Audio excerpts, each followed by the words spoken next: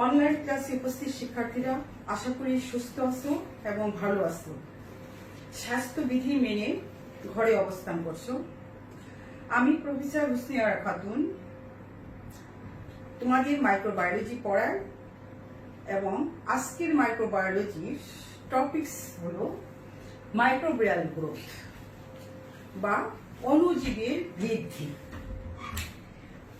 অণুজীবের বৃদ্ধি বলতে গেলে আমরা প্রথমেই বলতে গেলে ব্যাকটেরিয়াল মাইক্রোবিয়াল গ্রোথ।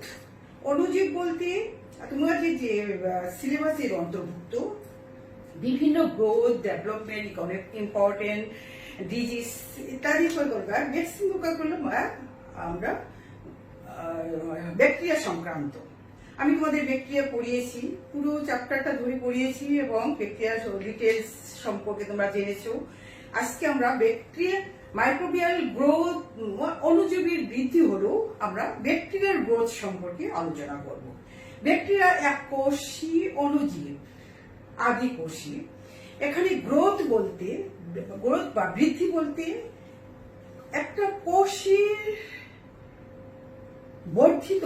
বর্ধিত অংশ সম্পূর্ণ নিয়ে কি বলা হয় বৃদ্ধি। তার মানে যখন একটা সেল ডিভিশনের ক্ষেত্রে একটা থেকে দুটো তৈরি হয়, আমরা জানি ব্যাকটেরিয়াল রিপ্রোডাকশন বা ব্যাকটেরিয়াল প্রজনন আমরা বলবো না, মাল্টিপ্লিকেশন বলেছিলাম। মেনলি ব্যাকটেরিয়ার যে সংখ্যা বৃদ্ধি হয় সেটা হলো ফিশন পদ্ধতি বা দ্বিবিভাজন প্রক্রিয়া। এখানে দ্বিবিভাজন ব্যাকটেরিয়াল গ্রোথের ক্ষেত্রে প্রথমেই বিভাজনের পরে তার কোষটা অপত্য কোষ থেকে যখন তার পূর্ণাঙ্গ অবস্থা প্রাপ্তি হয় পরে যে স্টেজটা সেটাকে কি বলে বৃদ্ধি। তার মানে ভিতরে অংশ থেকে বর্ধিত অংশ পুরো অংশটাই হলো বৃদ্ধি। এখানে আমরা যে মাইক্রোবিয়াল বৃদ্ধি যেটা গ্রোথ বলবো, সেই গ্রোথ বলতে গেলে আমাদের এখানে সংখ্যাগত বৃদ্ধি, সংখ্যাগত ক্রমবিন্যাস, বৃদ্ধির যে ক্রমবিন্যাস সেটা নিয়ে আমরা আলোচনা করব। সংখ্যাগত মানে কি, ব্যাকটেরিয়া আর যে বৃদ্ধিটা বা অণুজীবের যে বৃদ্ধি সেটা একটা কোষের যে সামগ্রিক বৃদ্ধি থেকে যে সংখ্যা একটা বৃদ্ধি হয় সেই সম্পর্কে নিয়ে আলোচনা করব। সে বৃদ্ধি বলতে গেলে এখন কম্পেল বলেছেন,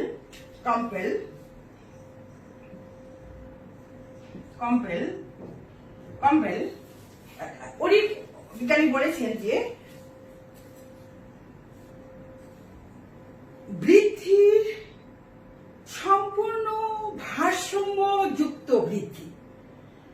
তার মানে কি, একটা কোষ থেকে যখন বা একটা জীব থেকে বা এক কোষী একটা অণুজীব থেকে যখন বৃদ্ধি হয়ে সংখ্যাগত বৃদ্ধি হতেই থাকে, এখানে কোনো মৃত্যুর সংখ্যা নাই বা এখানে মরে গেছে বা বিন্যাস হয়েছে এই সংক্রান্ত এখানে কথা নাই। সেটা নিয়ে হলো যে ক্রমবিন্যাস তার লগারিদমের মাধ্যমে প্রকাশ করা হয়, সেটি হলো সংখ্যার ক্রমবিন্যাস বৃদ্ধি। এখন হলো যে তাহলে মাইক্রো অর্গানিজমের বৃদ্ধি, আমরা মাইক্রো অর্গানিজম বলতে সাধারণত কথাটা বলবো, কারণ আমরা সাধারণ মাইক্রোপ্লাজমা পড়েছি, ভিরিয়ন, ভিরিওয়েড, এইগুলো কি আলট্রা মাইক্রোস্কোপিক আছে কিছু, পিরিয়ড, এগুলো নিয়ে বলবো না। আমরা বলবো যে সাধারণত চারটা মাইক্রো অর্গানিজমের চারটা উপায়ে সংখ্যা বৃদ্ধি ঘটায়। যেমন ধরো সংখ্যা বৃদ্ধি বা মাল্টিপ্লিকেশন যেটা সংখ্যা বলতে প্রথম ভাইরাসের কথা আমরা বলি। ভাইরাসের ক্ষেত্রে কি হয়, ভাইরাস কিন্তু সংখ্যা বৃদ্ধি তার উপায়টা আপনি হতে পারে না, তার কারণ কোনো জীবের সান্নিধ্যে বা স্পেসিফিক লিভিং সেল বা স্পেসিফিক জীবের ভিতরে তারা সংখ্যা বৃদ্ধি ঘটাইতে পারে। যেমন ধরো ব্যাকটেরিওফাজ ভাইরাস, ব্যাকটেরিয়াকে ফাঁস করে ব্যাকটেরিয়ার কোষকে সে আক্রান্ত করে তার যে ম্যাটেরিয়ালস গুলো নিয়ে কি করে সে সংখ্যা বৃদ্ধি করে। তার মানে সেলিব্রেশন হতে পারে সংখ্যা বৃদ্ধি করে এইভাবে। তাহলে ভাইরাসের সংখ্যা বৃদ্ধিটা হলো যে অন্য জীবের সান্নিধ্যে বা সাহায্যে অন্য জীবের ম্যাটেরিয়ালস নিয়ে সে সংখ্যা বৃদ্ধি করে, যে একটা থেকে প্রায় 50টা থেকে 300 মতো সংখ্যায় একটা থেকে সংখ্যা বৃদ্ধি করতে পারে। এগুলো ভাইরাসের সংখ্যা বৃদ্ধি। 1 নম্বর ভাইরাল বা ভাইরাস সংখ্যা বৃদ্ধি, ভাইরাসের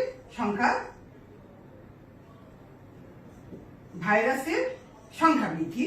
2 নম্বর ব্যাকটেরিয়াল বা ব্যাকটেরিয়াল সংখ্যা বৃদ্ধি, ব্যাকটেরিয়া সংখ্যা বৃদ্ধি। 3 নম্বর ইস্ট। এখানে ইস্ট কিন্তু উন্নত ছত্রাক, অ্যাস্কোমাইসিটিস এর অন্তর্ভুক্ত। অ্যাস্কোমাইসিটিস তোমরা ইন্টারমিডিয়েটে পড়েছো, তোমরা ইস্ট ভালোভাবে পড়েছো। ইস্টের যে স্ট্রাকচার এগুলি বেসিডোমাইসিস এক্সকাসের উপরে কি করে, এক্সকাসের ভিতরে স্পোর গুলো তৈরি করে, আর বেসিডিয়ামের উপরে তোমরা জানো এগুলো বেসিডিয়াম। এটি কিন্তু উন্নত ছত্রাক। ইস্টটা হলো তার ইস্টের ক্ষেত্রে একটা সাধারণত ছত্রাক যেভাবে সংখ্যা বৃদ্ধি করে, ইস্ট কিন্তু তার চেয়ে একটু ব্যতিক্রম। আমরা সাধারণ কথাটা এই জন্যই ইউজ করছি যে কিছু কিছু ব্যতিক্রম আছে। তারপরে 4 নম্বর যেটা সেটা হলো ছত্রাক, এটা ছত্রাক বা ফাঙ্গাস। এখন দেখো ভাইরাসের কথা আমরা পড়লাম, ভাইরাস কিভাবে সংখ্যা বৃদ্ধি করে। তোমরা বৃদ্ধি কথাটা বুঝেছো তো, যে বৃদ্ধি হলো একটা কোষে সার্বিক বর্ধিত অংশ। সার্বিক মানে তারপরে আর বৃদ্ধিত হবে না। এই যে সার্বিক বর্ধিত তাকে বলা হয় বৃদ্ধি। মানে একটা শিশু জন্মগ্রহণ করার পরে পূর্ণাঙ্গ অবস্থা প্রাপ্ত পর্যন্ত তার যে স্টেজটা ধাপে অবনীত হয়েছে সেটাই হলো তার বৃদ্ধি। তার এখানে যে সংখ্যা বৃদ্ধিটা বিকাশের কথা বলা হচ্ছে সংখ্যাগত বৃদ্ধি। সংখ্যা বৃদ্ধি মানে একটা থেকে দুটো থেকে 4টা, অথবা ভাইরাসের ক্ষেত্রে যেমন একটা থেকে 50টা থেকে 300টা পর্যন্ত ভাইরাস সংখ্যা বৃদ্ধি করে। কিসের মাধ্যমে? যেহেতু ভাইরাস জড়বাবন জীবন, তার 2টি স্টেজ আছে।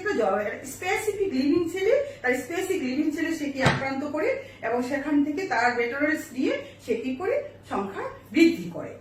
এখন ভাইরাসের ক্ষেত্রে, ব্যাকটেরিয়ার ক্ষেত্রে আমরা দেখি ব্যাকটেরিয়া নিয়ে কথা বলবো। ব্যাকটেরিয়া হলো মেইনলি কিসে দ্বিবিভাজন প্রক্রিয়া সংখ্যা বৃদ্ধি করে। দ্বিবিভাজন, 1টা থেকে 2 থেকে 4টা, 4টা থেকে 8টা, 8টা থেকে 16টা। এটা কিন্তু ধারাবাহিক 2 ধরে লগারিদমে যদি আমরা প্রকাশ করি, তাহলে আমরা পরে ওই কথাগুলো বলবো। তাহলে মেইনলি ভাইরাস ব্যাকটেরিয়া দ্বিবিভাজন প্রক্রিয়ার সংখ্যা বৃদ্ধি করে একটা থেকে। এছাড়া কি করে সিস্প্রম করলে কি করে, আমরা বলেছিলাম সিস্প্রমের কিন্তু প্রতিকূল পরিবেশে যখন উপনীত হয় ব্যাকটেরিয়া, তার বাহিরের দিকে সিস্প্রম করে পরে কি করে সে একটা থেকে একটা কোন রকম জীবন ধারণ করে সে প্রতিকূল অবস্থা অতিবাহিত করে বা অতিক্রম করে আসে। তারপরে কিন্তু একটা ব্যাকটেরিয়া থেকে একটা ব্যাকটেরিয়া তৈরি হয়, সেটা থেকে বের হয়ে আসে তখন একটা ব্যাকটেরিয়া থেকে একটা। কিন্তু মেইনলি যেটা সংখ্যা, আমরা সংখ্যার কথা বলবো, সংখ্যা বৃদ্ধি ঘটে কিসের মাধ্যমে? দ্বিবিভাজন প্রক্রিয়া।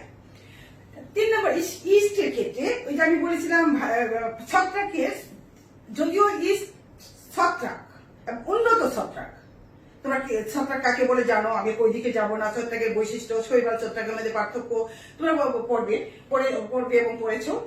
ইস্টের ক্ষেত্রে এখানে হলো এরা মেইনলি যেটা করে কুড়ি উৎপাদন, বার্নিং। কুড়ি মানে কি? এই একটা ইস্ট, তার থেকে কি করে আরেকটা এইভাবে তারা একটা থেকে এক কোষে, কিন্তু এটা কিন্তু ব্রাঞ্চ না, একটা থেকে একটা, এরা কুড়ি উৎপাদনের মাধ্যমে সংখ্যা বৃদ্ধি ঘটায় ইস্ট। আর ছত্রাকের ক্ষেত্রে এরা হাইপি, এই হাইপি গুলো তৈরি করে, এই হাইপি গুলো ভেঙে দিয়ে আরেকটা পূর্ণাঙ্গ উদ্ভিদ তৈরি করে। মেনলি হাইপি তৈরি করে, হাইপিতে ব্রাঞ্চিং এর মাধ্যমে, হাইপিগুলো ব্রাঞ্চিং এর মাধ্যমে তৈরি হতে পারে। তারপরে কি স্পোর তৈরি করে, ওই যে বলেছিলাম বেসিডিয়ামের মাধ্যমে কি মাইসিলিয়াম তৈরি করে, মাইসিলিয়াম হাইপি তৈরি করে। এইভাবে ছত্রাক সংখ্যা বৃদ্ধি করে। তাহলে মাইক্রো অর্গানিজমে বা মাইক্রোবিয়াল গ্রোথের ক্ষেত্রে সংখ্যা বৃদ্ধির গ্রোথ যেটা হয় সাধারণত 4টা উপায়ে সংখ্যা বৃদ্ধি ঘটে থাকে। এখন দেখো সংখ্যা বৃদ্ধি যদি আমরা বলতে যাই, একটা জীবে আমি আগেই বলেছি আমরা ব্যাকটেরিয়া নিয়ে কথা বলবো। ব্যাকটেরিয়াল মাইক্রোবিয়াল গ্রোথ বা ব্যাকটেরিয়াল গ্রোথ যেটা, একটা ব্যাকটেরিয়ার যদি লিকুইড মিডিয়ামে দেওয়া যায় একটা বিশেষ বৈচিত্র্য দেখা যায়, একটা ক্রমবিন্যাস দেখা যায়।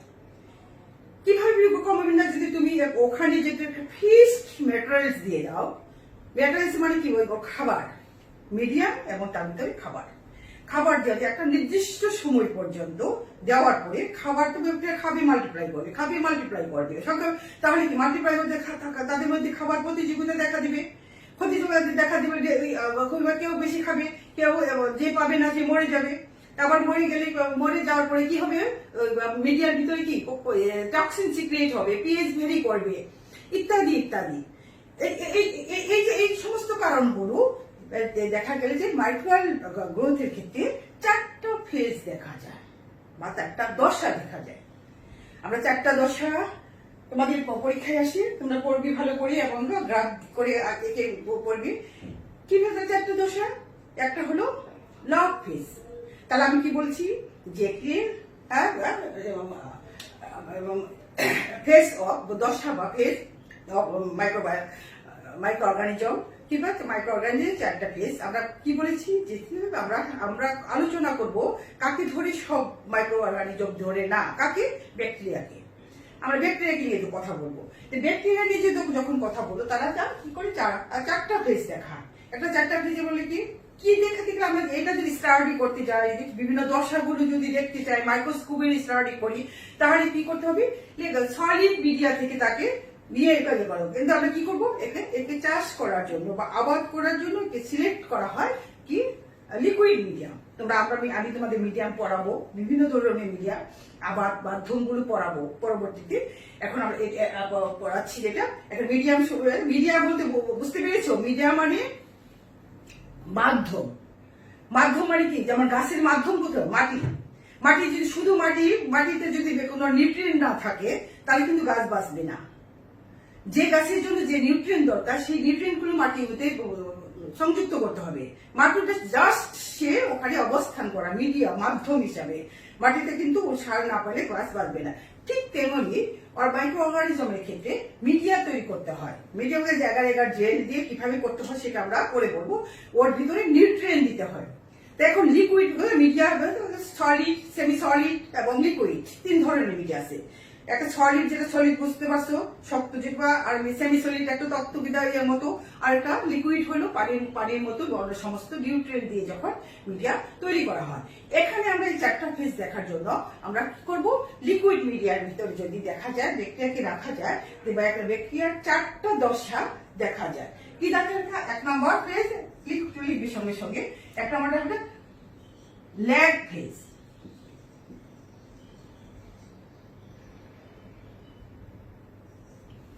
বা বাংলায় যেটা বলা হয়, আমি বলি তোমরা লিখো, বিলম্বিত দশা।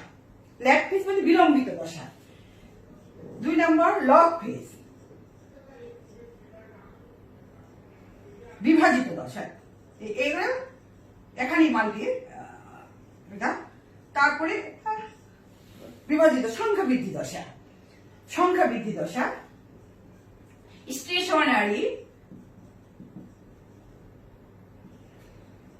ফেজ, তার হলো ডেথ ফেজ। এই 4টা দশা। স্টেশনারি মানে স্থির, স্টেশনারি মানে কি, ট্রেন এসে স্টে করে, যেখানে থেমে যায়, বাড়েও না কমেও না। আমি এখন এটা নিয়ে ল্যাগ ফেজ বা বিলম্বিত দশা।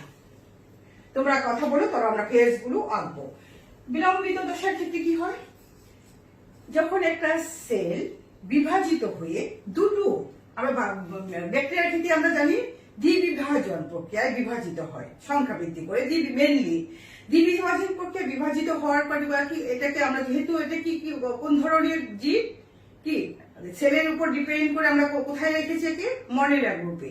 মনেরা গ্রুপের বৈশিষ্ট্যগুলো কি এরা কি প্রোক্যারিওটিক না ইউক্যারিওটিক? প্রোক্যারিওটিক হলে কি ডিএনএ নিউক্লিয়াস সুগঠিত না, ঠিক আছে। এদের তার সেল ডিভিশনটা এদের মনেরা গ্রুপের জীবগুলোর সেল ডিভিশন কিভাবে হয়?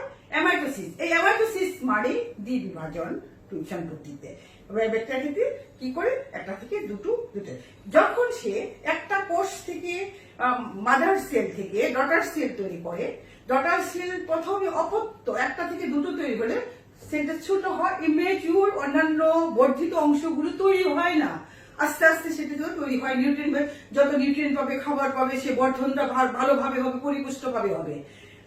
তাহলে ওই সময়টা সংখ্যা বৃদ্ধি করে না, কি করে ম্যাচিউর হয়। এই জন্য তো এটা সময় নেয়, একটা নির্দিষ্ট সময় নেয়। অর্গানিজমটা নির্দিষ্ট সময়ে সে ভিতরে যে সেলগুলো কোষগুলোর মধ্যে কি করে বর্ধিত অংশ বৃদ্ধি পায়, আর সুষ্ঠুভাবে যদি সে পুষ্টি উপাদানগুলো পেয়ে থাকে তাহলে বর্ধিত। এটা হলো ল্যাগ ফেজ বা বর্ধিত বিলম্বিত দশা। মেনলি হলো আমাদের লগ ফেজ। লগ ফেজ হচ্ছে সংখ্যা বৃদ্ধি পর্যায়। সংখ্যা বৃদ্ধি পর্যায় মানে যদি সেই মিডিয়াতে তার এই স্টেজ পার হয়ে আসলো, স্টেজ পার হওয়ার পরে সে পুষ্টি পেয়ে তার ভিতরের অংশ সে ম্যাচিউর হলো বা পূর্ণাঙ্গ প্রাপ্ত হলো, তখন সে কি বিভাজিত হওয়ার অর্জন করলো, সে বিভাজিত হতে পারবে। এখন তখন যে স্টেজে বিভাজিত হবে, হওয়ার পরে যে স্টেজ তাকে বলা হয় সংখ্যা বৃদ্ধি পর্যায়। এই সংখ্যা বৃদ্ধি পর্যায়ে সেটা কি একটা করে দুটো করে চার, যত সে পুষ্টিগুণ খাবার পাবে।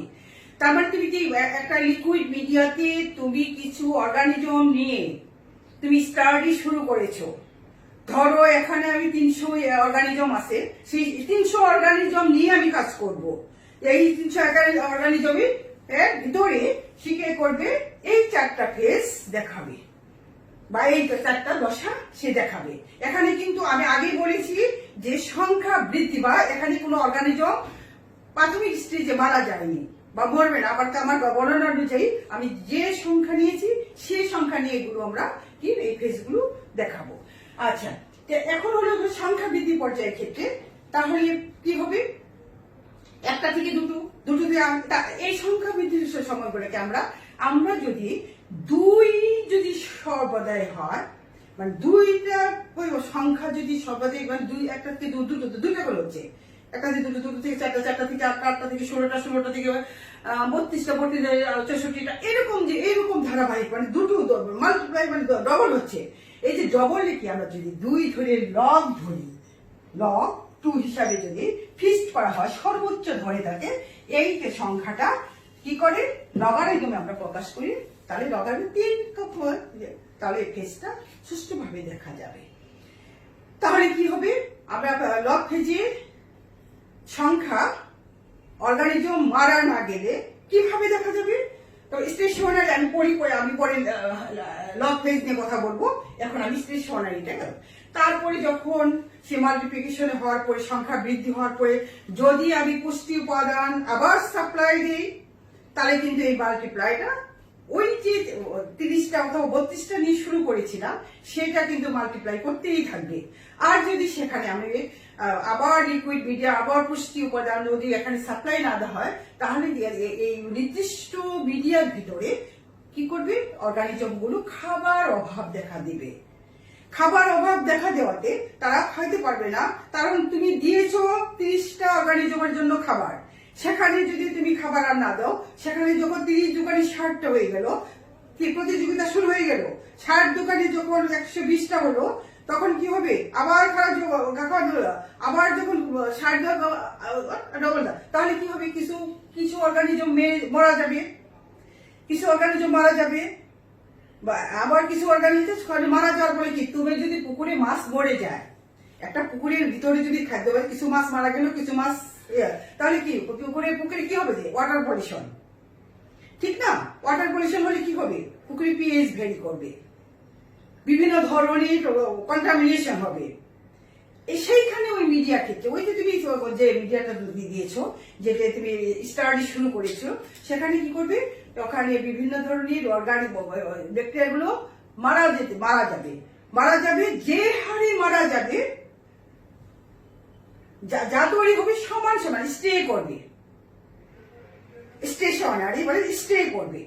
তারপরে আরো প্রতিকূল অবস্থায় পতিত হবে, যখন আরো আরো আরো খাবার পাচ্ছে না, আরো প্রতিকূলতার অবস্থায় পতিত হচ্ছে, তখন কি করবে, যে অর্গানিজম গুলো আর বাঁচতে পারবে না, তখন সবগুলো সব মরে ডেড হয়ে যাবে।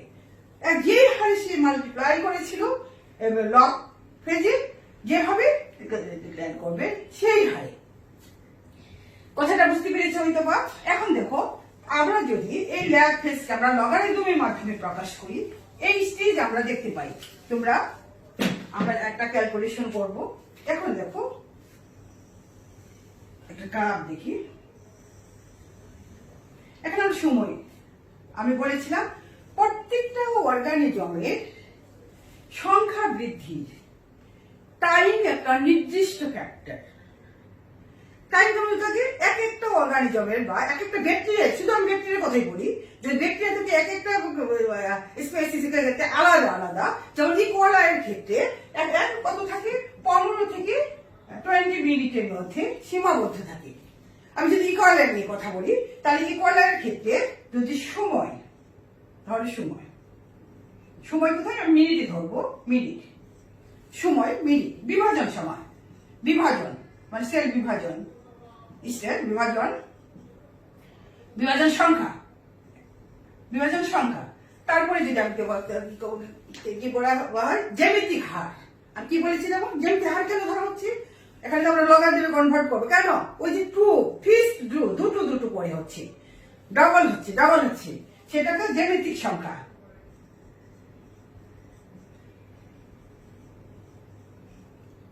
সংখ্যা। ওই যে বলেছিলাম যে 2 log 2 ফেস্ট উপরে ধরতে log 2 ফুল log 10। আমরা এগুলো কেন বলছি, আমরা ক্লাসে আবার বলবো log 10। কি অবস্থা হলো, প্রথম সময় যদি আমি 0 ধরি, আমি ধরেছি 0 ল্যাগ স্টেজ, এখানে সময় স্টার্টিং এ কি বিভাজন হবে না, হবে?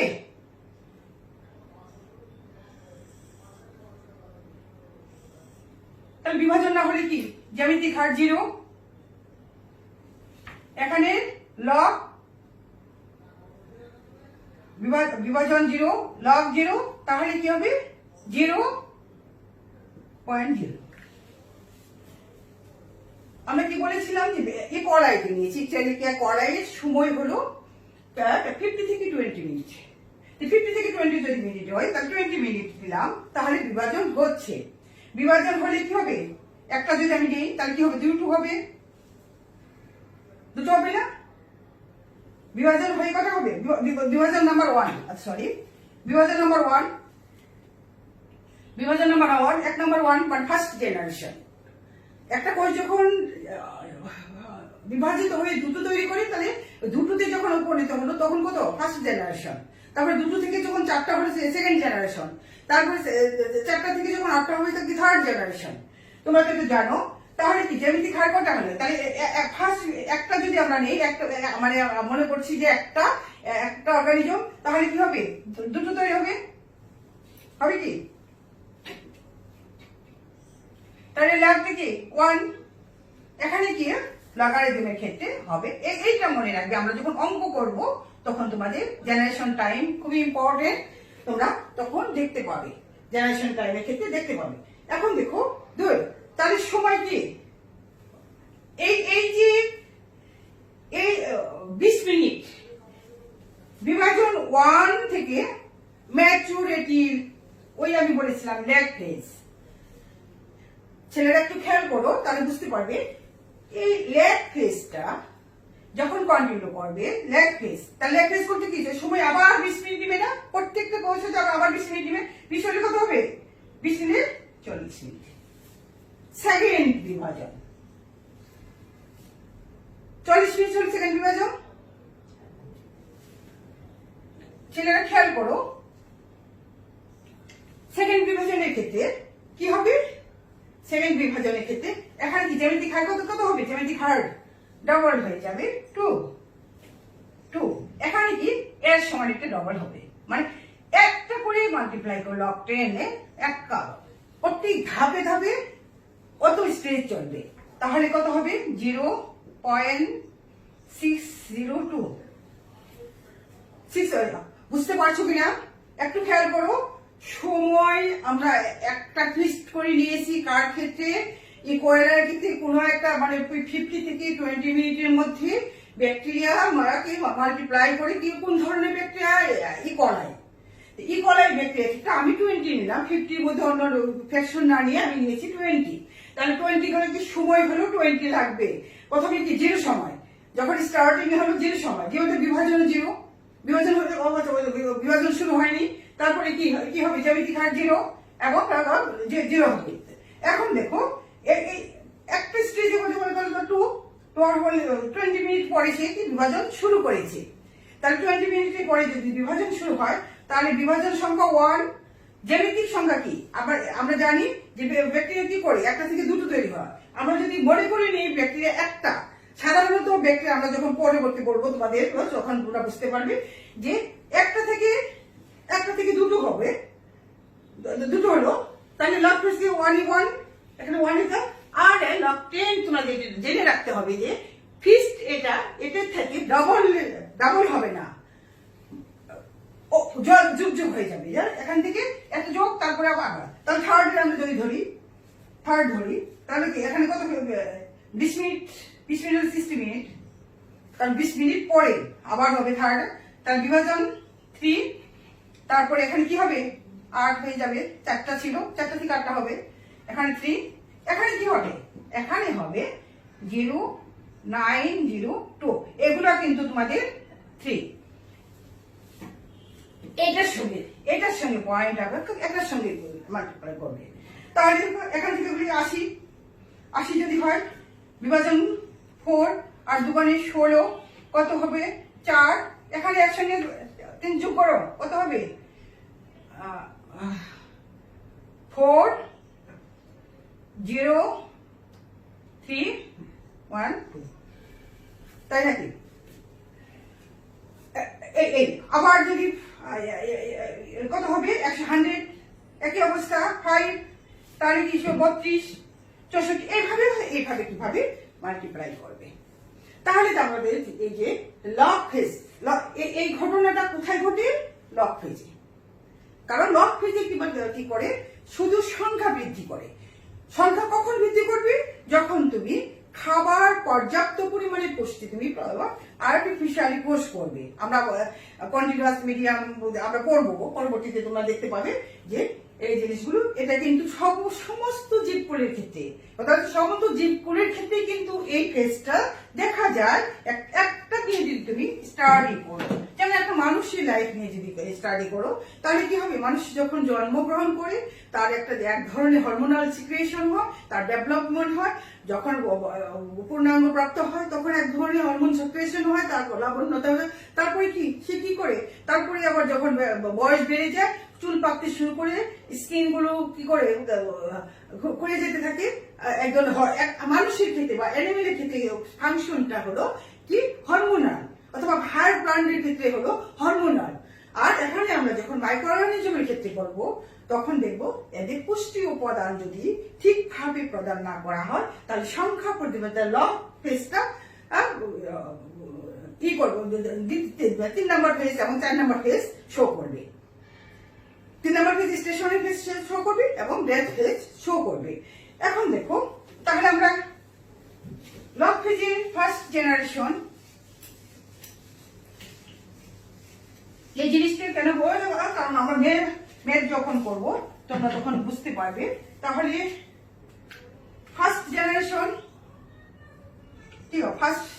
ফার্স্ট জেনারেশনে কি? আমরা যদি সংখ্যা 1 বলি, তাহলে কি হবে? 2 and 0। এখন and 0টা কারণ হলো আমরা কিন্তু একটা ব্যাকটেরিয়া কখনো থাকে না, একটা কলোনিতে অসংখ্য হাজার হাজার ব্যাকটেরিয়া থাকে, সেটা আমরা জানি না, মানে কাউন্ট করতে পারি নাই। তাহলে আমরা ওই মিডিয়া নিয়ে যখন কাজ করছি তখন ওখানে কত অর্গানিজম আছে আনুমানিক আমরা একটা ধরে, তার যেহেতু আমরা জানি না, ওখানে 300 হতে পারে, 3000 হতে পারে, 3 লক্ষ হতে পারে, সেটা না জেনে আমরা এই জন্য এটা 1 না ধরে আমরা কি বলবো 2n। তার মানে n যদি হয়, যে ফার্স্ট জেনারেশন, যদি প্রথম যে n ছিল সেখানে যদি 1 থাকে, এখান থেকে 2 হবে। শুধু n 0 হয় তাহলে এখান থেকে 2 মানে একটা থেকে দুটো হবে। তাহলে সেকেন্ড জেনারেশন 2 থেকে কি হবে 2.20। থার্ড জেনারেশন কি হবে, থার্ড জেনারেশন কি হবে 3। এখানে এভাবে না লিখে আমরা এভাবে লিখতে পারি,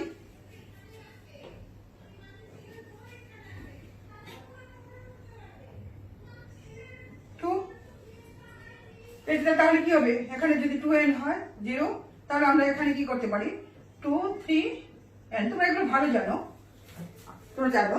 তারপরে ফোর্থ যদি হয়, ফোর্থ n4 যদি আমরা ধরি নাম্বার, তাহলে 2 3n 0।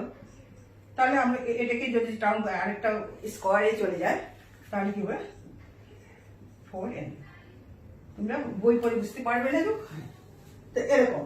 এখন যদি এরকম 4th 5th 6th না হয়ে তাহলে n জেনারেশন, কারণ আমরা আর অসংখ্য জেনারেশন, কয়টা জেনারেশন আমরা যখন জেনারেশন টাইম করব তখন যাতে অসংখ্য জেনারেশন যদি হয় তাহলে কি হবে, হ্যাঁ n সমান কি হবে, এই n সরি 2n।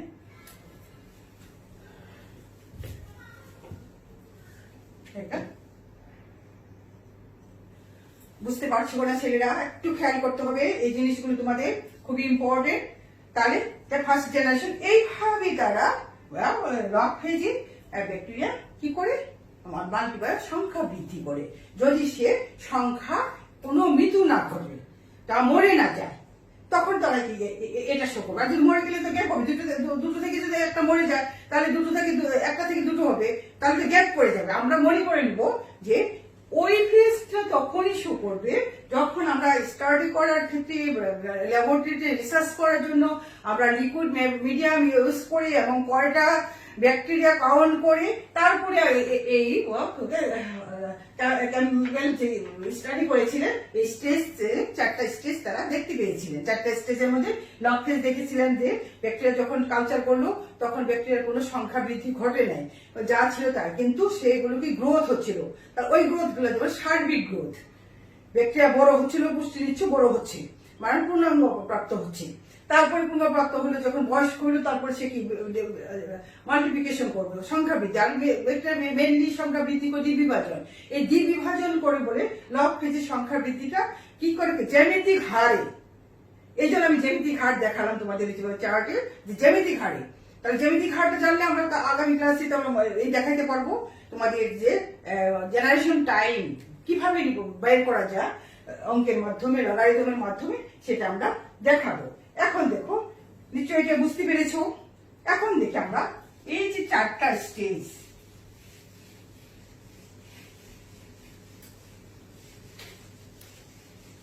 যদি গ্রাফের মাধ্যমে দেখায়,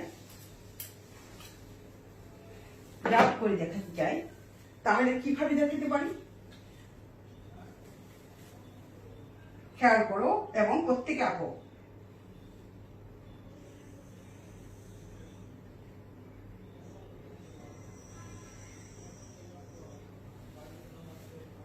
জিরো সময়, এটা হলো সময়, সময়ে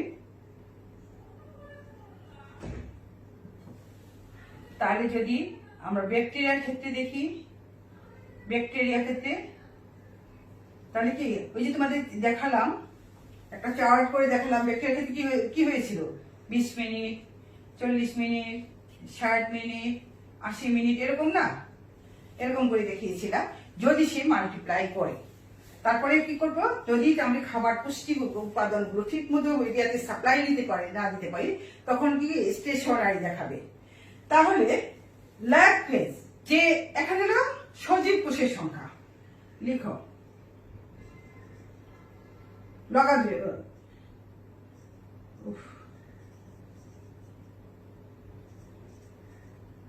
কোষের, আমি বলছি তোমরা লিখো সংখ্যা, সজীব কোষের সংখ্যা।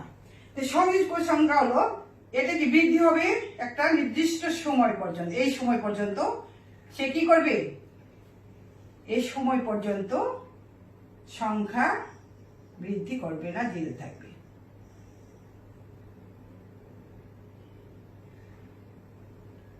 এই পর্যন্ত সংখ্যা হবে। তারপরে কি করবে,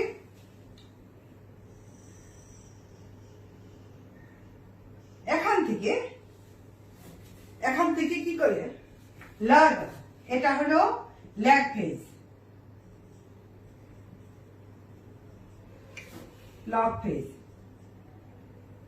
তারপরে হবে কি স্টেশনারি, ওই যে বলেছিলাম যে কিছু মরে যাবে, কিছু বেঁচে থাকবে, তার মানে এরা স্টে করবে, মানে যা মরবে তার বেঁচে থাকবে, বা দুই একটা মাল্টিপ্লাই করবে, মানে সমান সমান থাকবে। এই জন্য এটা স্টেজটা থাকবে সমান। তারপরে কি করবে, এই যে হারে সে বৃদ্ধি পেয়েছে, সে হারে সে ডিক্লাইন করবে, একেবারে ওইভাবে এটা। তাহলে এটা স্টেশনারি। আমি একটু ছোট করে দেখাই যদি তোমাদের স্টেশনারি।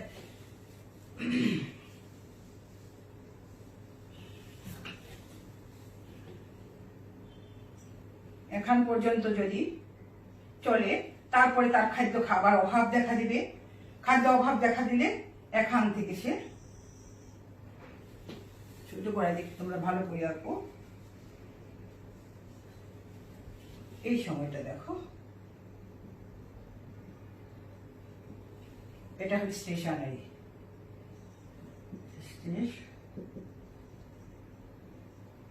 ফেজ। তারপরে এটা ডিক্লাইন করবে, খালি মরতেই থাকবে, যা আছে মরতে মরতে, যে হারে সে সংখ্যা বৃদ্ধি করছে, একটা থেকে দুটো, দুটো থেকে চারটা, চারটা থেকে আটটা, আটটা থেকে 16টা, যে হারে সে সংখ্যা বৃদ্ধি করেছিল, সে হারে সে কি করবে, মারা যাবে। তো মারা গেলে বা মারা হয়ে এখানে হলো ডেথ স্টেজ, এটা ডেথ। এইটা হলো তোমাদের গ্রাফের মাধ্যমে, যে আমি তোমাদের চার্টটা দেখলাম, চার্টটা। আর তাহলে মাইক্রোবিয়াল গ্রোথের ফেজ সমূহ, বিভিন্ন ফেজ আমরা পড়লাম। এখন দেখো, তোমাদের আগামী ক্লাসে আমি জেনারেশন টাইম পড়াবো। জেনারেশন টাইম সম্পর্কে আমি একটু কথা বলে নিই। মাইক্রো অর্গানিজমের ক্ষেত্রে জেনারেশন টাইম হলো একটা জেনারেশন থেকে, এই যে বলেছিলাম, এই যে আমি এখানে ইকুয়ালিটিতে এঁকে দিয়েছি, একটা জেনারেশন থেকে যখন আরেকটা জেনারেশনে যে সময় অতিবাহিত করে, সেই অতিবাহিত সময়টা আমাদের জানা নাই, আমরা বাইর করতে হবে। কিভাবে করব, আগামীকালের ক্লাসে তোমাদের দেখাবো। যে এই যে সময় ব্যবহৃত হয় বা অতিবাহিত করে, বিভিন্ন অর্গানিজমের ক্ষেত্রে বিভিন্ন ধরনের হয়, বিভিন্ন টাইপসের হতে পারে।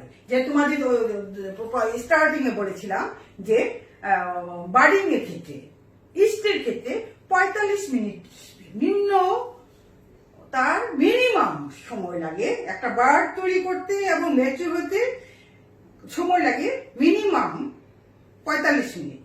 60 থেকে 120 মিনিট পর্যন্ত সময় লাগে।